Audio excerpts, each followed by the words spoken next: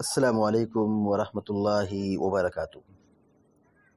الحمد للہ رب العالمین والعاقبۃ للمتقین والصلاة والسلام علی اشرف الانبیاء والمرسلین نبینا محمد وعلی آلہ وصحبہ اجمعین وبعد۔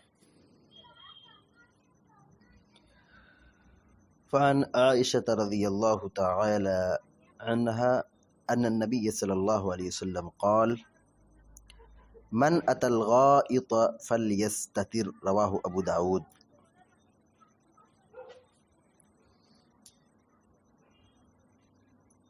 بلوغ المرام من ادلۃ الاحکام کی حدیث نمبر 86 ابھی آپ کے سامنے پڑھی گئی ہے۔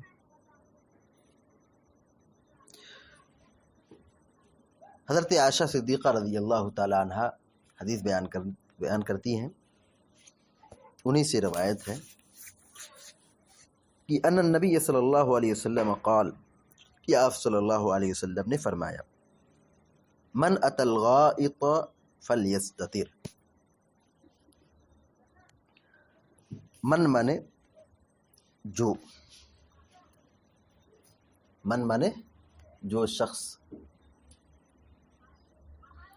اتا یاتی کا معنی ہوتا ہے آنا۔ من اتا جو شخص آئے، من اتا کا معنی کیا ہوگا؟ جو شخص آئے۔ الغائط، غائط تب یہ کنایا ہے، اشارہ ہے قضاء حاجت کی طرف۔ غائط کا اصل معنی ہوتا ہے پست زمین، جہاں پر لوگ بول و براز کے لیے، قضاء حاجت کے لیے جاتے ہیں، اور اس کا استعمال خاص طور سے پیشاب پاخانہ کے لیے ہوتا ہے۔ الغائط جہاں بھی آئے گا تو اس کا معنی یہی ہوگا کہ پیشاب پاخانہ۔ من أتى الغائط، جو شخص قضاء حاجت کے لیے آئے، پیشاب پاخانہ کرنے کے واسطے آئے۔ فلیستتر، فلیستتر یہ امر غائب کا صیغہ ہے۔ فلیستتر معنی یہ ہوتا ہے اس کا، فلیستتر کا چاہیے کہ وہ پردہ کرے۔ فلیستتر چاہیے کہ وہ پردہ کرے، یعنی لوگوں کی نگاہوں سے اوجھل ہو جائے، چھپ کر کے پیشاب پاخانہ کرے۔ تو پیشاب پاخانہ کرنے کا ایک ادب یہ ہے کہ جب آدمی کو اپنی ضرورت پوری کرنی ہو، پیشاب پاخانہ کرنا ہو، تو وہ دور چلا جائے، لوگوں کی نگاہوں سے اوجھل ہو جائے۔ اسی کو پیارے نبی صلی اللہ علیہ وسلم نے فرمایا من أتى الغائط فلیستتر، جو شخص قضاء حاجت کے لیے آئے، فلیستتر اسے چاہیے کہ وہ پردہ کرے۔ رواہ ابو داود، امام ابو داود رحمہ اللہ نے اس حدیث کو ذکر کیا ہے۔ یہ روایت ابو داود کے اندر بھی ہے، جیسا کہ یہاں پہ امام ابن حجر عسقلانی رحمہ اللہ نے ذکر کیا ہے۔ اسی طریقے سے یہ روایت مسند احمد کے اندر اور صحیح ابن حبان کے اندر موجود ہے، اور اہل علم نے، امام نووی رحمہ اللہ نے اس کو حسن کا درجہ دیا ہے، یعنی روایت قابل عمل ہے، قابل اعتبار ہے، درست ہے۔ حدیث کا ترجمہ دیکھیے، عن عائشہ رضی اللہ تعالی عنہا قالت، حضرت عائشہ صدیقہ رضی اللہ تعالی عنہا بیان کرتی ہیں، یا ان سے روایت ہے، قالت وہ بیان کرتی ہیں، کہتی ہیں کہ ان النبی صلی اللہ علیہ وسلم قال، کہ اللہ کے نبی صلی اللہ علیہ وسلم نے فرمایا۔ یعنی یہ حدیث کیا ہے؟ حدیث قولی ہے، یعنی جہاں اللہ کے نبی صلی اللہ علیہ وسلم کا قول ملے گا، بات ملے گی، تو اس کو حدیث قولی کہا جاتا ہے۔ اللہ کے نبی صلی اللہ علیہ وسلم نے فرمایا من أتى الغائط فلیستتر، من أتى الغائط جو شخص قضاء حاجت کے لیے آئے، پیشاب پاخانہ کرنے کے لیے آئے، فلیستتر اسے چاہیے کہ وہ پردہ کرے۔ یعنی اس حدیث میں پیشاب پاخانے کا ایک ادب بتایا گیا ہے، وہ یہ کہ وہ لوگوں کی نگاہوں سے اوجھل ہو جائے، دور ہو جائے، دور جا کر کے پیشاب پاخانہ کرے۔ ابھی جیسے دیکھیے جب ہم قضا حاجت کا باب شروع کیے تھے تو اس میں ایک روایت گزری تھی حضرت مغیرہ بن شعبہ رضی اللہ تعالی عنہ کی۔ اس میں کیا لفظ ہے؟ پیارے نبی صلی اللہ علیہ وسلم نے فرمایا خذ الاداوہ، خذ الاداوہ، برتن اٹھاؤ، برتن لو، فانطلق حتی توارى عنی۔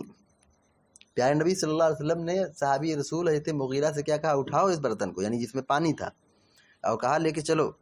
فانطلق، تو وہ پانی کا برتن اٹھا کر کے لے کر کے چلے، فانطلق وہ چلے، حتی توارى عنی، یہاں تک کہ اللہ کے نبی صلی اللہ علیہ وسلم چھپ گئے، میری نگاہوں سے اوجھل ہو گئے۔ حضرت مغیرہ یہ کہہ رہے ہیں کہ میری نگاہوں سے کیا ہو گیا؟ آپ چھپ گئے۔ تو یہ آپ کا عمل بھی ہے، یہ عمل کیا ہو گیا؟ یہ حدیث فعلی ہو گئی، یہ حدیث فعلی، فعل مانے کام، یعنی آپ کا عمل ہے، یہ کام آپ کا ہے کہ آپ صلی اللہ علیہ وسلم نے جب قضا حاجت کے لیے آپ نکلے تو آپ صلی اللہ علیہ وسلم نے پردہ کیا، یعنی آپ لوگوں کی نگاہوں سے اوجھل ہو گئے، وہ دور ہو گئے۔ تو اس کا فائدہ کیا ہوتا ہے کہ جب آدمی دور چلا جاتا ہے، لوگوں کی نگاہوں سے اوجھل ہو جاتا ہے، تو اس سے ستر کی حفاظت ہوتی ہے۔ اور چونکہ قضا حاجت کرتے وقت آدمی کو پردہ کرنا ضروری ہے، چھپنا واجب ہے، چھپنا کیا ہے؟ یہ فرض ہے۔ ایسے ہی روڈ پر کھلے عام لوگوں کے سامنے بیٹھ کر کے پیشاب پاخانہ کرنا یہ جائز نہیں ہے، یہ غلط طریقہ ہے، بے پردگی ہے۔ اللہ کے نبی صلی اللہ علیہ وسلم کی قولی حدیث اور آپ کا عمل بھی یہی ہے، فعلی حدیث بھی ہے کہ آپ صلی اللہ علیہ وسلم نے قضائے حاجت کرنے سے پہلے اپنے آپ کو پردے میں رکھا، مطلب لوگوں کی نگاہوں سے اوجھل ہو گئے۔ تو اگر فضا میں یعنی میدان میں قضا حاجت کرنا ہو تو لوگوں کی نگاہوں سے اوجھل ہونا ضروری ہے، یا تو کوئی چیز پردہ ہو، جیسے کوئی درخت ہو یا کوئی پتھر ہو یا اس طریقے سے کوئی سایہ ہو جو چھپاتا ہو، تو وہاں پر پیشاب پاخانہ کرنے میں کوئی حرج نہیں ہے۔ پیارے نبی صلی اللہ علیہ وسلم نے قضا حاجت اپنے گھر کے اندر بھی یعنی عمارت کے اندر بھی کیا ہے، تو معلوم یہ ہوا کہ گھر کے اندر بھی بیت الخلاء وغیرہ بنا سکتے ہیں، ٹوائلٹ وغیرہ بنا سکتے ہیں۔ تو یہ جو گھروں میں ہوگا تو دروازہ بند کر لیں گے تو پردہ ہو گیا۔ تو دونوں صورتوں میں چاہے گھر میں ہوں یا گھر کے باہر ہوں، پیارے نبی صلی اللہ علیہ وسلم کا عمل یا حکم یا تعلیم یہی ہے کہ قضاء حاجت کے لیے آدمی چھپ جائے، یعنی پردہ کرے۔ یہ پردہ کیا ہے؟ واجب اور فرض کے حکم میں ہے۔ اس حدیث سے جو باتیں معلوم ہوئی، نمبر 1، قضاء حاجت کے وقت پردہ کرنا چاہیے، یعنی لوگوں کی نگاہوں سے اوجھل ہو جانا چاہیے۔ دوسری بات یہ معلوم ہوئی کہ پیارے نبی صلی اللہ علیہ وسلم نے ہمیں قضاء حاجت کے آداب بتائے، قضاء حاجت کے آداب اور طور طریقہ بتایا کہ مطلب اس کو کیسے یہ کام کیا جائے گا، گھر میں ہو گھر کے باہر ہو۔ تو تفصیلات ہم پڑھ رہے ہیں اور آگے بھی پڑھیں گے۔ تو پیارے نبی صلی اللہ علیہ وسلم نے آداب کی طرف خاص توجہ دی ہے۔